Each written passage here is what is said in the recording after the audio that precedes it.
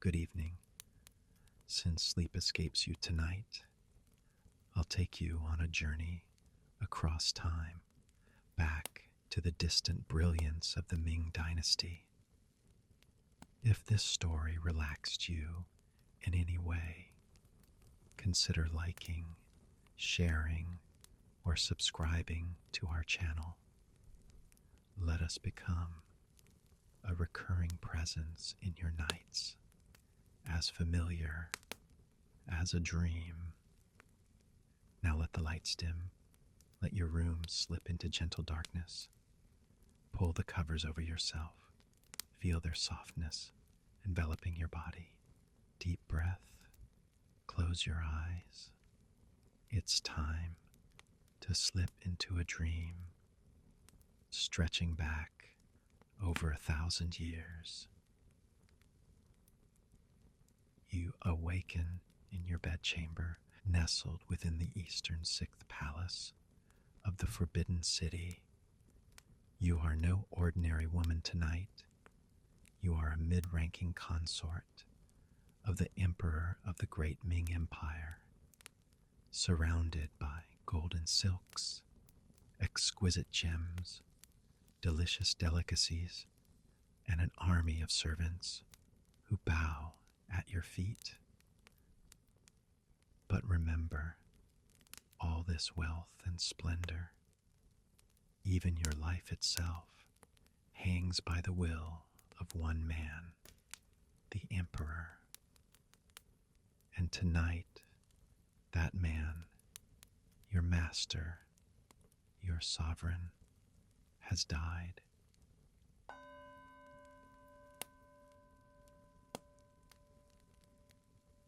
The first thing that alerts you is the quietness. The Forbidden City is never quiet. It always hums with life. The soft shuffle of thousands of eunuchs' feet, the whispers of handmaidens, the rustle of silk robes brushing against polished wood. But now, that familiar noise is gone, replaced by a silence so heavy it feels like the whole imperial city, all 99,000 rooms, is holding its breath. Then it comes. The bell tolls. It rolls from the tower at the Meridian Gate, a sound you've never heard before. Not like this. Deeper, slower, heavier than any ceremonial bell you've known. Your body reacts before your mind understands. This is not the sound of the Empress leading a prayer in the main temple of heaven for the ailing emperor. This is not the sound of imperial relatives hosting praying in the imperial ancestral temple, asking the forebears to shield the dynasty. This is the end. The toll reverberates through the palace walls, through the carved wood and lacquered furniture, down into your very bones. Your world, a gilded cage at the best of times, now contracts to this single room. You glance through the latticework window, out over the sweeping plaza of the outer court. It's vast, perfectly symmetrical, designed so no structure ever dares to overshadows the hall of supreme harmony. Beautiful, yes, but tonight it feels like a metaphor for your own life, a space so meticulously arranged with no room for the organic, no space for unpredictability, a world without wildness, a world built to control, Emperor's death is the end, and yet it's also the beginning of whispered plots, of secret decisions, of unseen hands that may have already sealed your fate. You realize a chilling truth: your future and the fate of thousands of women like you was probably decided long before the bell rang. Your maids, normally composed and efficient, stand frozen, their faces drained of color, eyes wide, with questions they dare not ask. They look to you for guidance, but in this moment, you are no different from them. You are all property of the late emperor, ornaments in a palace that has just lost its master. And he is gone. The second bell tolls, and what follows is far worse than the sound itself. It's an even deeper silence, no longer calm of peace, but the heaviness of something charged, suffocating, a silence swollen with secrets, with whispered names, with plots hatched in chambers you'll never be allowed to enter. The rules that once governed your life, so intricate, so oppressive, are gone, shattered like porcelain. New rules are forming now, and you have no say in any of them. This is not absence, it's a vacuum, and power, like nature, rushes to claim it. Already, in the crimson corridors of the palace, a new order is starting to take shape, not through proclamations or decrees, but in smaller, sharper signs. The way a lantern sways, the way a low-ranked eunuch walks with a sudden, unearned confidence, in who bows to whom, in who avoids whose gaze. You must learn to read these signs, because now your life depends on it. Right now, 3 invisible forces are beginning to clash behind the palace walls. The first is the Empress Dowager. She may be the late emperor's mother or his primary wife. Either way, with his death, her rank soars, rising like a phoenix from the ashes of the dragon throne. She is now the highest-ranking woman in the realm, a matriarch whose nod can grant a peaceful retirement or summon a fate worse than death. You've probably only seen her a few times, distant glimpses of a woman in a golden phoenix robe, face unreadable, poised like carved jade. But make no mistake, she is everywhere. Her word can crown a new emperor or bury entire factions in disgrace. The second force, closer, more immediate, more terrifying. The eunuchs. They are the lifeblood of the Forbidden City, moving unseen, unheard, connecting every chamber, every secret, every command. You've always seen them as mere servants, pouring tea, guarding doors, fetching scrolls. But now they stand revealed as something else, gatekeepers of power. They control everything that moves, food, supplies, and most importantly, information. They were at the emperor's bedside in his final moments. They heard his last words. They know who the successor is, and they will determine how and when that news is shared. A well-placed eunuch might leave an extra brazier in your room on a cold night, or drop a cryptic word that could save your life. A hostile one might forget your meal, or worse, whisper poison into the ear of the next man to rule the empire. You watch them now. They drift through your courtyard like silent ghosts, faces blank, yet you're studying them. Does the Grand Chamberlain who serves the Empress Dowager walk taller today? Does the eunuch boy who serves your rival, Consort Wu, avoid your gaze? Every shift in posture, every flicker in their eyes is a clue. Who is rising, who is falling. And then comes a fact that chills you even more. There are thousands of them, tens of thousands. By the late Ming Dynasty, estimates suggest up to 70,000 eunuchs served in the palace.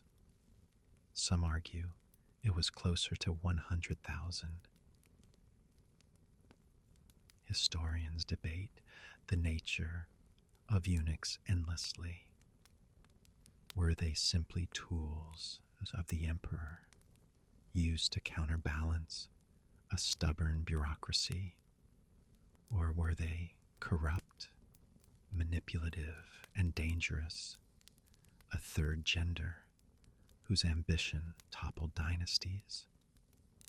From where you sit now, in this still, suffocating chamber, the answer seems clear. They were both. Not a handful of guards or attendants, but a city within a city, an institutional power capable of swaying the entire empire. They gave up part of their bodies for this power. They were loyal, but they were survivors. And survival, over the next few days, will decide the fate of every soul in this palace, including yours. The third force, the most crucial, the most mysterious, is the new emperor. Who is he? Is he the son of the Empress, that solemn boy you once saw reciting Confucian texts with rigid precision? Is he the spoiled child of a favored consort, one who grew up resenting all the women his father kept? Orient, your breath catches. Is he your son? The boy you were forced to surrender to the Empress for raising as palace law demanded? You don't know. None of you do. Until the official announcement is made, everyone in the inner court lives suspended in the same paralyzing uncertainty. Days pass. Like a slow-burning fuse, your routine continues, but it feels hollow. The same delicate meals are delivered, yet you can't taste them. The same silks are laid out, but they feel like gauze draped over dread. Time stretches, taut and endless. Then, one morning, a senior eunuch appears at your door. His face is smooth and expressionless, like river-polished stone. He doesn't speak your name. He simply says, "The time has come." You're led through the winding corridors of the inner court, joining hundreds of other women along the way. Together, you form a procession, silent, muted, rustling like a river of silk and perfume. No one speaks, heads are bowed. You line up in order of rank, the highest consorts in front, the well-ranking women like you in the center, and the obscure palace maids at the rear, some of whom may have only seen the emperor once, if at all. For the first time, you see the full scale of the emperor's collection. Women of every age, every background, from high officials' daughters to village girls chosen in secretive inspections. Each one, once a possibility, now all of you, burdens. The grand hall looms ahead, heavy with the scent of incense and fear.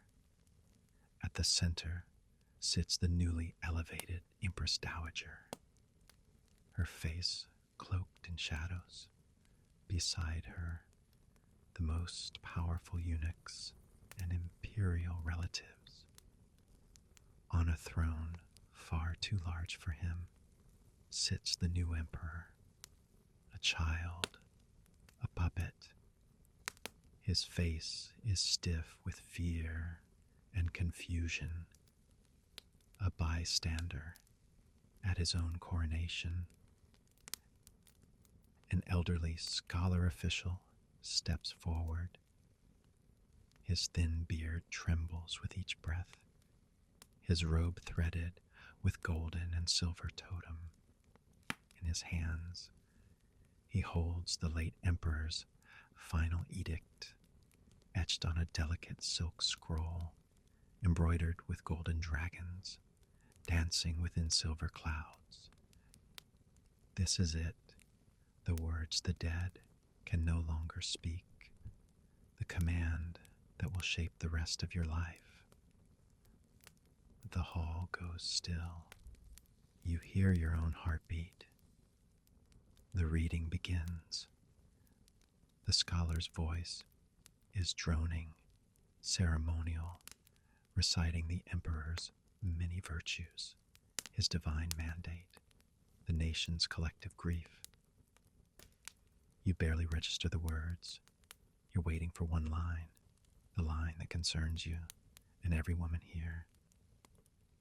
And then, finally, it comes. The section about the women within the Red Palace wall. The former empress, now the new Empress Dowager, is affirmed as guardian of the child emperor. Expected. Next, the favored consorts who bore sons and daughters are granted titles of imperial dowagers or dowager consorts.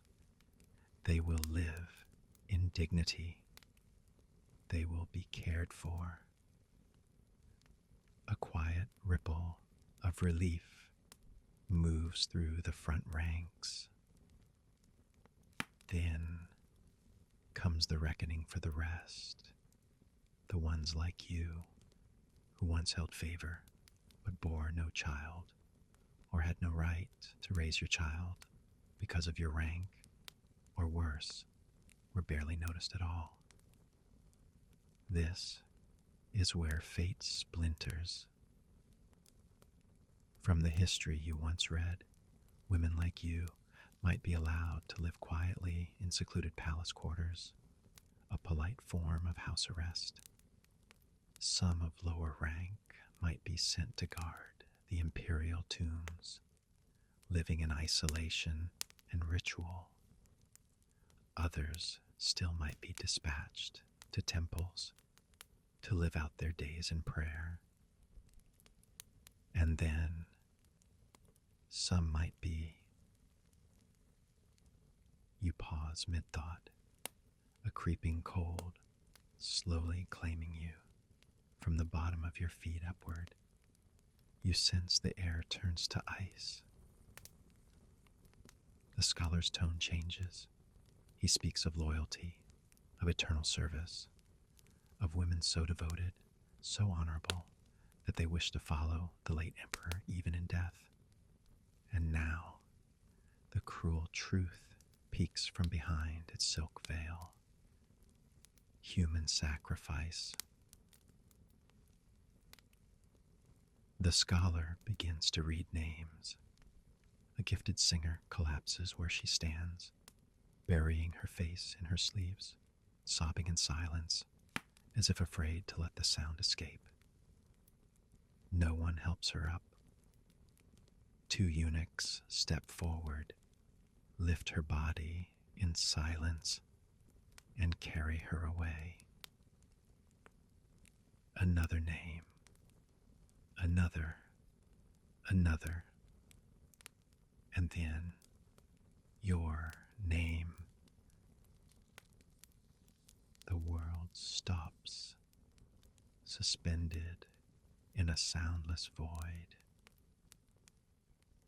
The scholar's voice, the whisper of silk, the muffled sobs of women beside you, all fade away.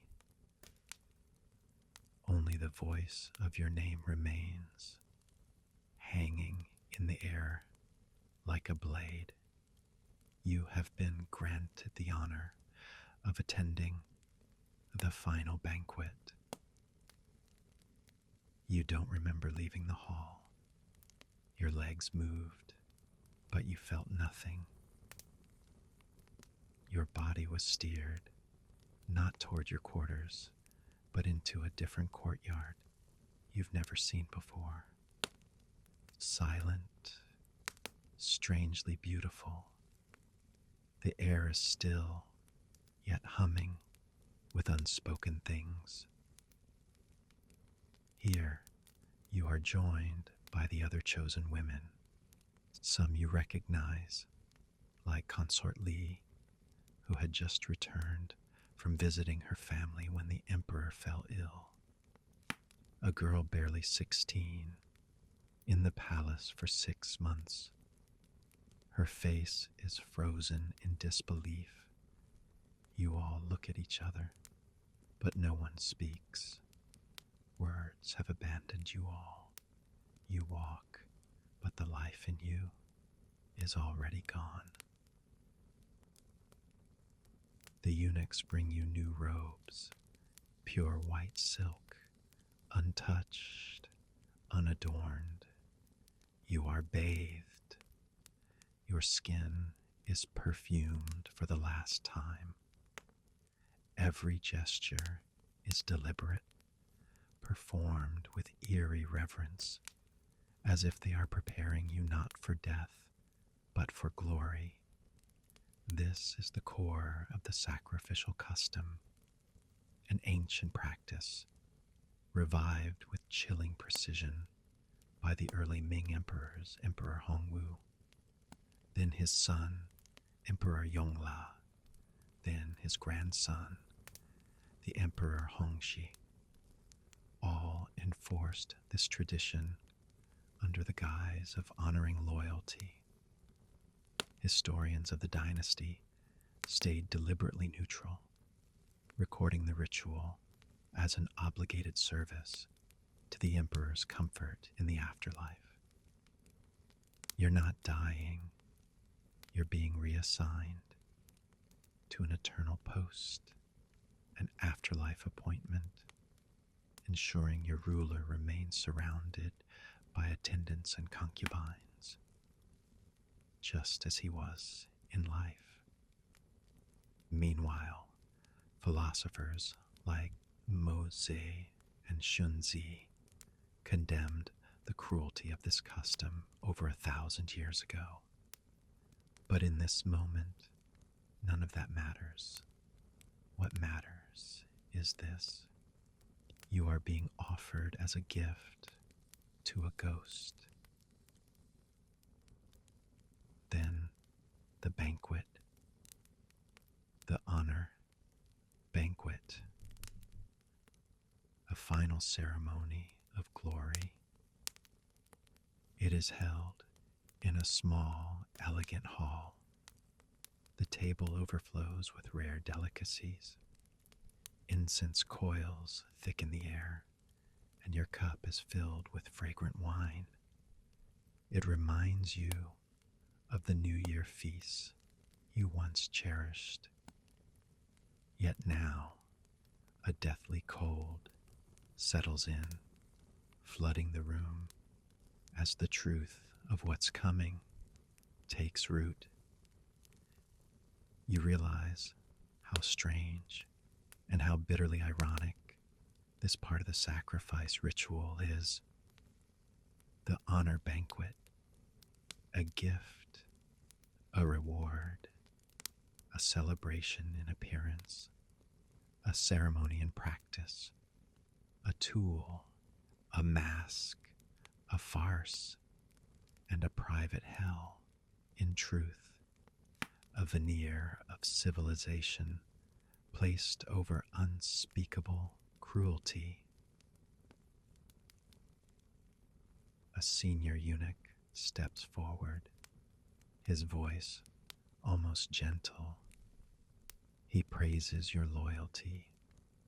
He calls you paragons of virtue. He tells you that this is a transformation, a rise in rank, a return to the emperor's side. You sit at the table, hands trembling around a jade cup. Do you drink? Is there poison inside? Would it be quick? You glance at the others. Some are crying silently into their sleeves. Others stare blankly at the walls, their minds already gone. One consort lets out a strange, high-pitched laugh. A eunuch places a hand on her shoulder. The laugh ends mid-breath. Soon, the dishes are cleared. The final act begins. You are led to an antechamber. There, arranged in perfect symmetry, are rows upon rows of raised wooden beams. Above each beams hangs a pristine silk cord, knotted with elegant precision. The eunuchs guide each of you forward, one by one. They help you step onto the beams. Your body trembles in quiet tears as their hands loop the silk around your neck. Their hands are gentle, methodical. No one dare to resist, because you all know resistance would only strip away the last thing you still own, your dignity. Here, the academic debate about consent shatters.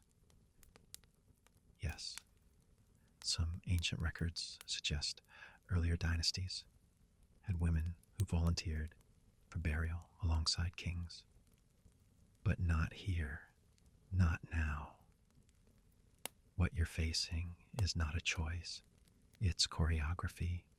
It's procedure.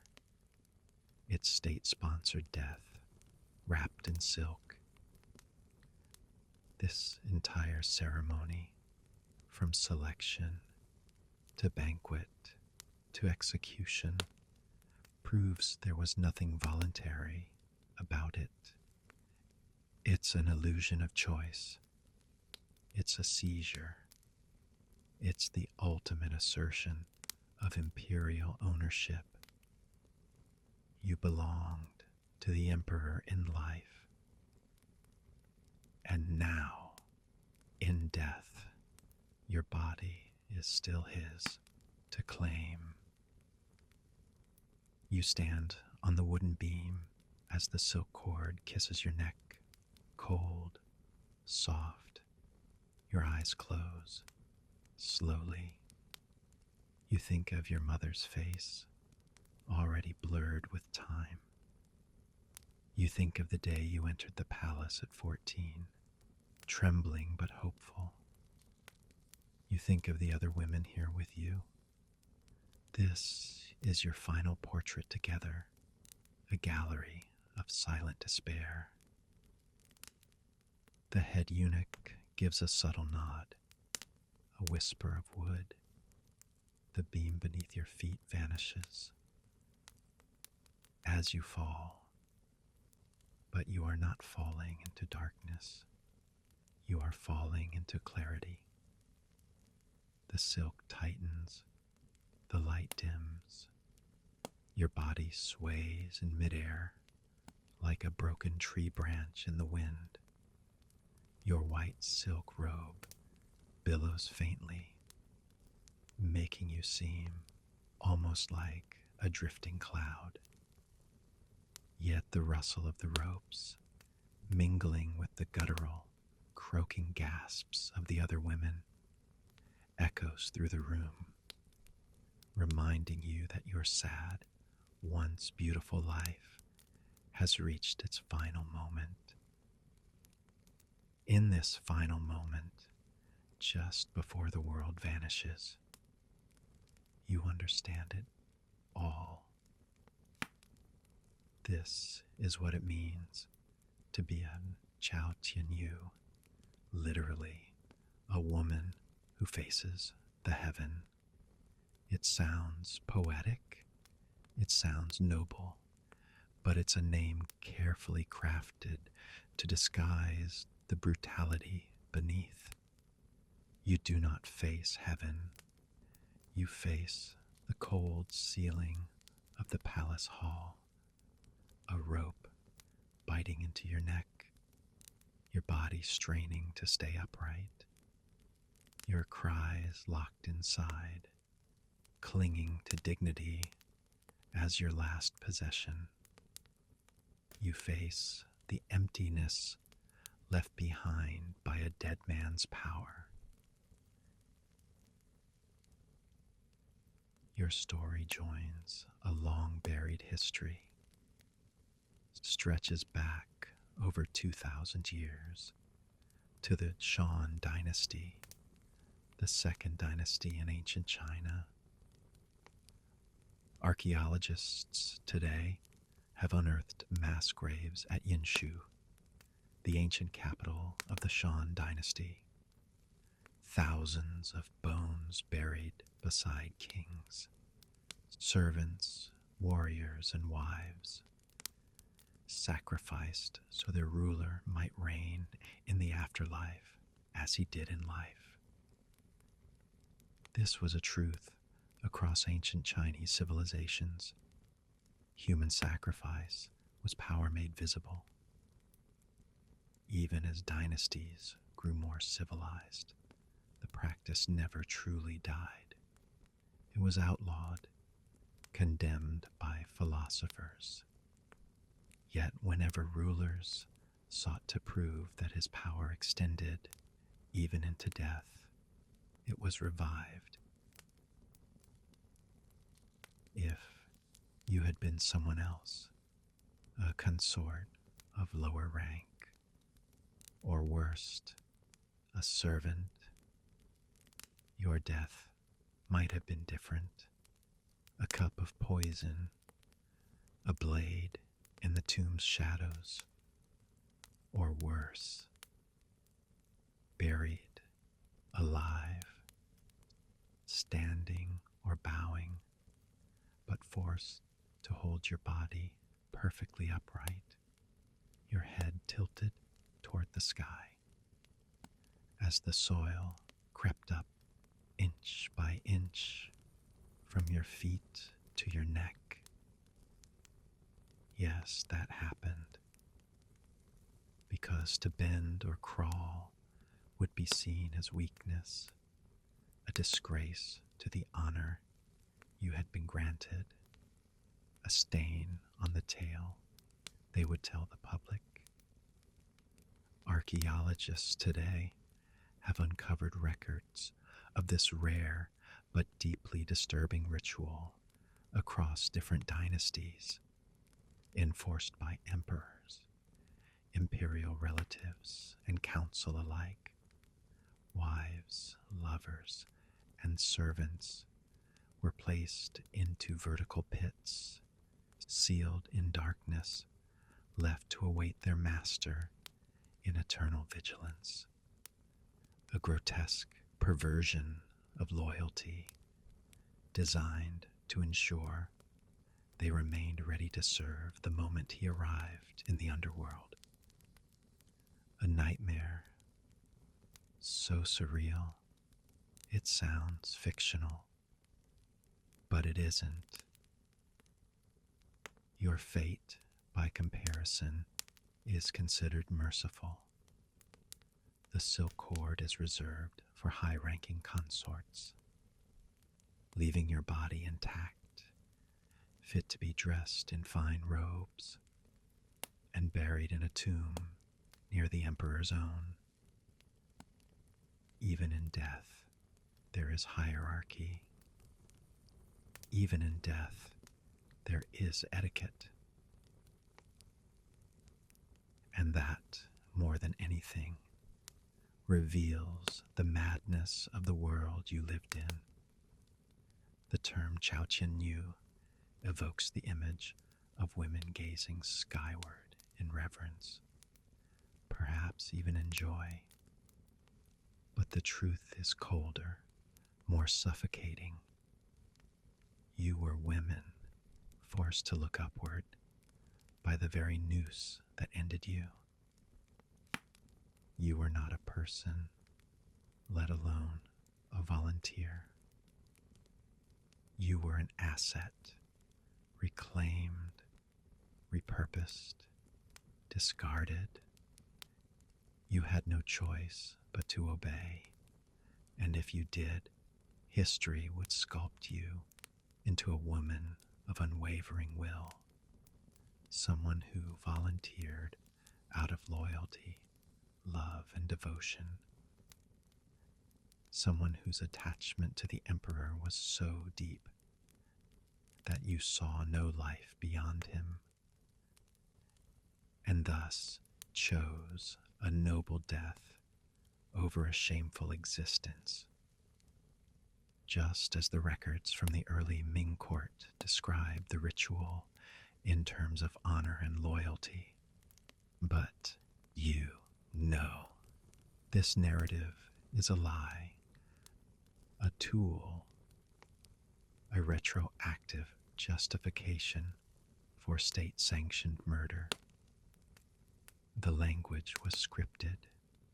The choice was hollow.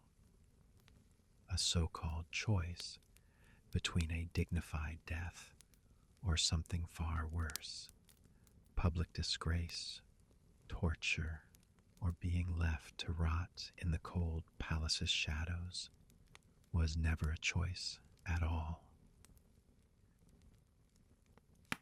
One rare account escaped this erasure, hidden in the unofficial pages of palace memory. The story of Consort Kui. According to later discovered records, she had been away visiting her family when the emperor's final illness struck. By the time she returned, the emperor was dead, and her name had been placed on the sacrificial list. During the honor banquet, she collapsed in a seizure. The eunuchs carried her away, and she survived only because her epilepsy was seen as an omen, a bad sign. Some whispered it was heaven's protest. So she was spared, and she remembered. She lived quietly afterward, under constant watch, in a small, forgotten corner of the palace, never be allowed to remarry, never mentioned again in official records. But she confided in one trusted maid who recorded her words in secret.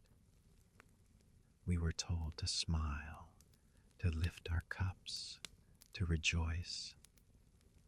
But we knew this was death, veiled in silk, laid gently on jade. They did not place swords in our hands. They placed verses on our lips so we might go to the grave, speaking beauty instead of truth. Her testimony is one of the only first-hand voices from a woman who came to the edge of the sacrificial ritual and lived to tell it. Her words shred the myth of voluntary devotion.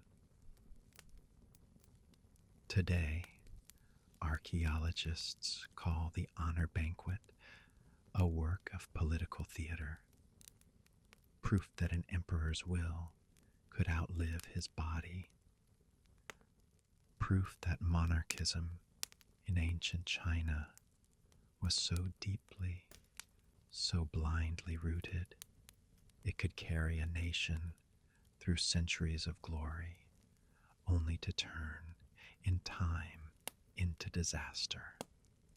Proof, too, of how unbearably difficult life was for most women in a world built on absolute male power.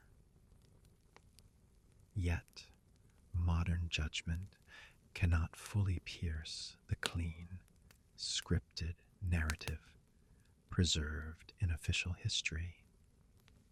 It will never channel the weight of your fear in that moment.